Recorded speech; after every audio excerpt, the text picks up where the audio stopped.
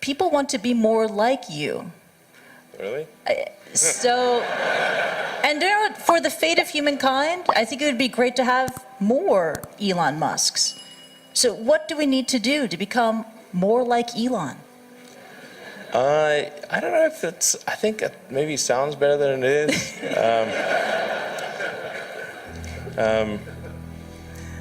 Yeah,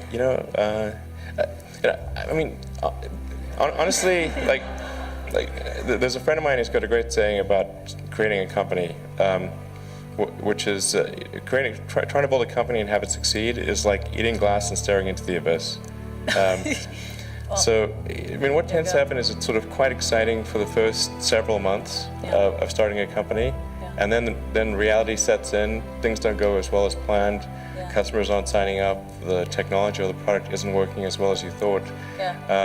And then that can sometimes be compounded by a recession, and it can be very, very painful for several years. So I think, frankly, starting a company, I would advise people to have a high pain tolerance. Yeah. And thanks for reminding us of the harsh, very harsh and brutal reality of launching a startup. There is that Elon Musk / Tony Stark mystique. People think, you are, Robert Downey Jr. modeled his character, Tony Stark, Iron Man, on you. It's easy, it's fun. You're a superhero titan of industry. But it's really hard. It's really difficult, and it's something that requires perseverance and grit.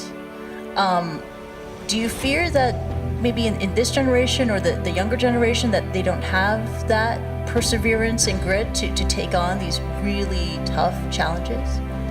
I think some people do. Yeah.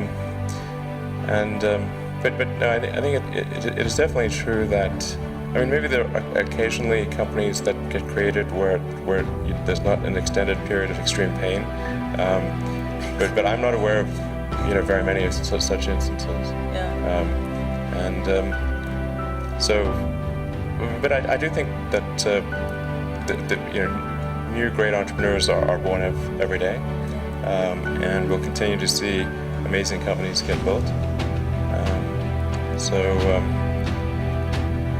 But I would definitely advise people who are starting a company to expect a long period of quite high difficulty. But I mean, as long as people stay super focused on creating an absolute best product or service that really delights their end customer, if they stay focused on that, then if you get it such that your customers want you to succeed, then you probably will. Right. You have to focus on the customer and delivering for them. Yeah. Make sure if your customers love you, your odds of success are dramatically higher. All the entrepreneurs in this room, they're listening to that message, and we're running out of time, so this is the final question. This is for the budding entrepreneurs in the room who could take an Elon Musk idea and run with it. I mean, quite famously, Hyperloop was the idea that you had to give away because you just don't have enough time to deal with it. What are the other ideas that you have that you would love to see another entrepreneur just take on and go? Well, I think there's a lot of opportunity in general in electrification of transport. So electric aircraft, I think there's a lot of opportunity there. I think in genetics, although that's sort of a thorny area, but I think that's in terms of solving some of the more intransigent diseases. Genetics are really key to solving those. Something that I think people may be only beginning to look at is establishing some kind of brain-computer interface. A brain-computer interface. Yeah, at the neuron level. So this is sort of intelligence augmentation as opposed to artificial intelligence. And I think that has a lot of potential.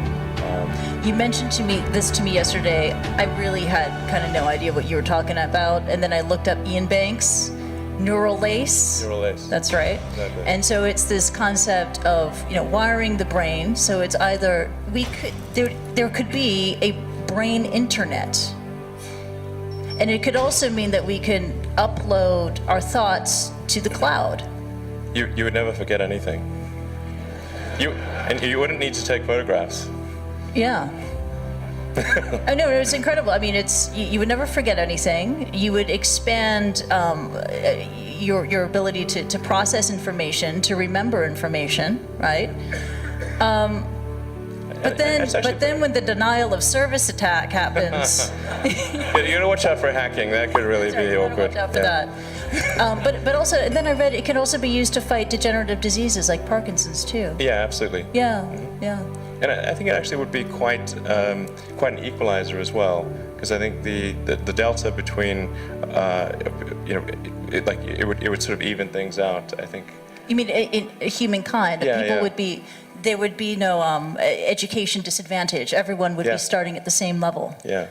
So there would be no meritocracy. No, there would be meritocracy. There would be, but it would be the differences would be smaller. The delta would be smaller, probably. Wow, and you really welcome that kind of world. I don't welcome. You asked for predictions. Okay. But predictions are not the same as preferences. So, I mean. Wow. It's incredible. We could go on and on. Unfortunately, we have to wrap and leave it at that. Let's give it up for Elon Musk. That was really awesome. Thank you so much. Thank you.